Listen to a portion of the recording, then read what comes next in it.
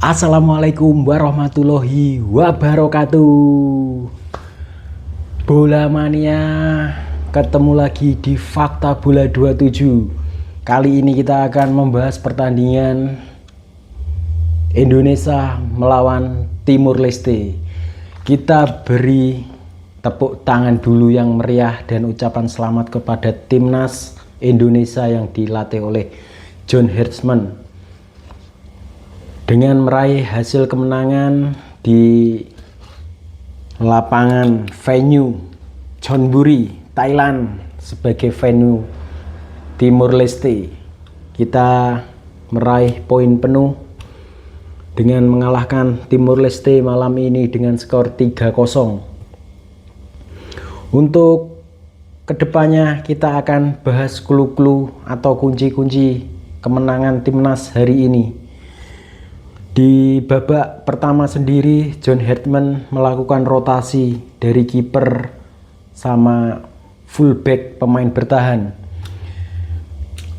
Nadeo dipaksa cadangan dulu, dirotasi dengan Cahya Supriyadi yang kemarin sempat blunder. Nadeo mungkin bisa berbenah diri, dan untuk fullback dirotasi semua.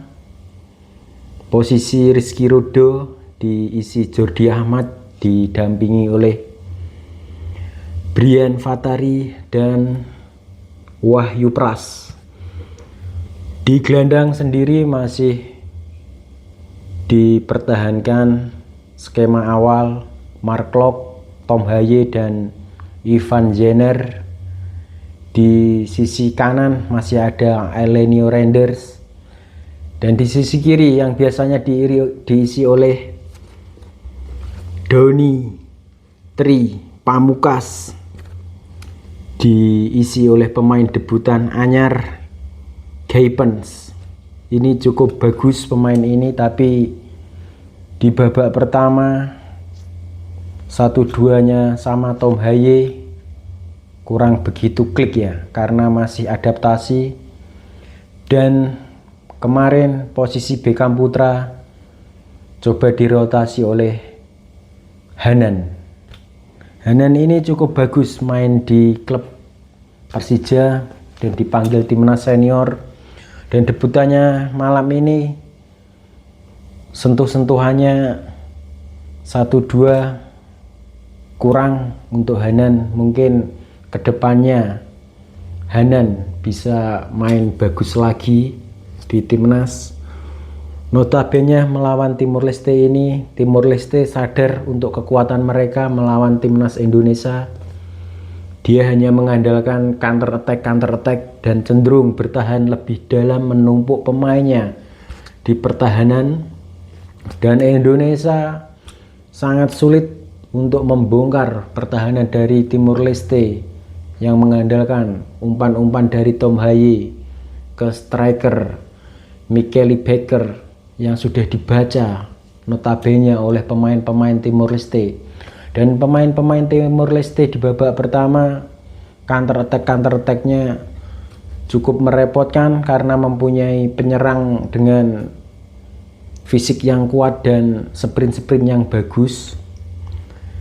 Dan pemain-pemain kita cukup frustasi di babak pertama dengan penguasaan bola 60% berbanding 40%. Kita cukup unggul dengan penguasaan bola, tapi tidak bisa menciptakan peluang yang bagus untuk menciptakan gol karena sudah dibaca oleh pemain-pemain Timur Leste.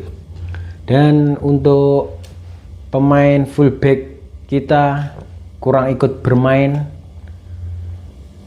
Fatari dan Cahya Wahyu Pras ya, mohon maaf Wahyu Pras.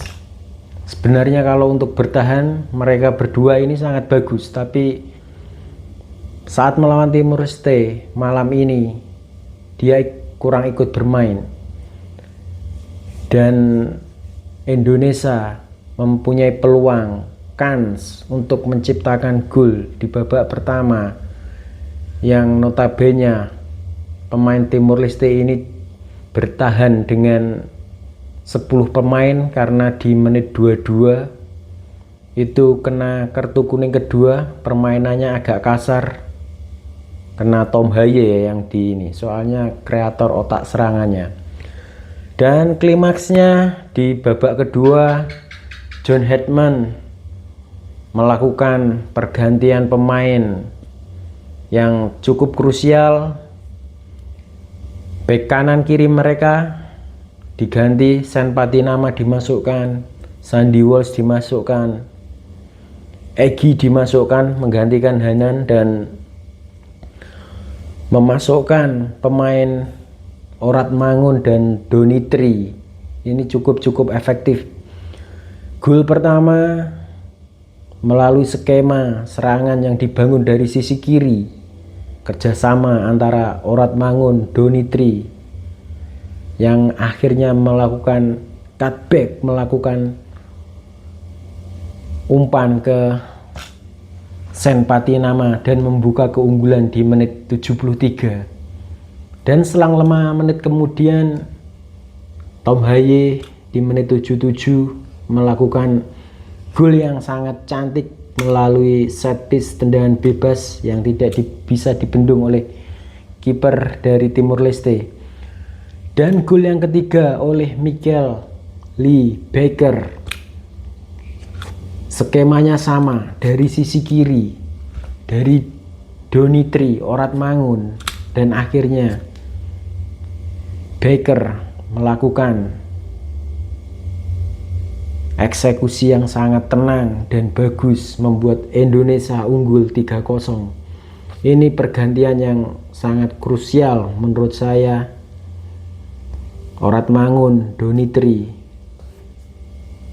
Geipen yang sebelumnya mengisi pos kiri dengan Brian Fatari dan Mark Locke di babak pertama memang kurang begitu, sentuh-sentuhannya kurang begitu main dengan Tom Haye. Kalau untuk individualnya Geipen ini bagus, bisa menusuk ke dalam kotak penalti Timur Leste.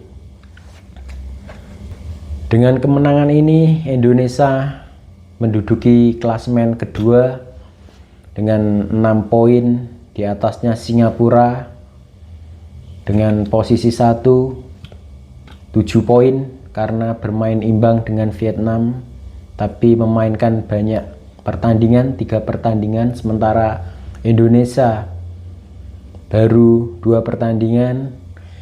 Pertandingan yang sangat seru akan kita lihat di tanggal 3 nanti, hari Rabu Agustus, di Pakansari, yang didukung full dari Ultras Garuda. Ini nanti pertandingan yang sangat seru melawan Indonesia dengan Vietnam. Ini adalah pertandingan penentu bagi saya untuk menganalisa kedepannya gimana Indonesia dengan Vietnam ini. Kalau dengan Vietnam ini bisa menguasai dan strategi John Hetman ini bisa cair ke pemain-pemainnya, mungkin Indonesia akan juara Piala AFF 2026 ini. Kita doakan timnas kita melaju sampai ke final dan harapannya bisa menjuarai turnamen AFF edisi ke-16 ini.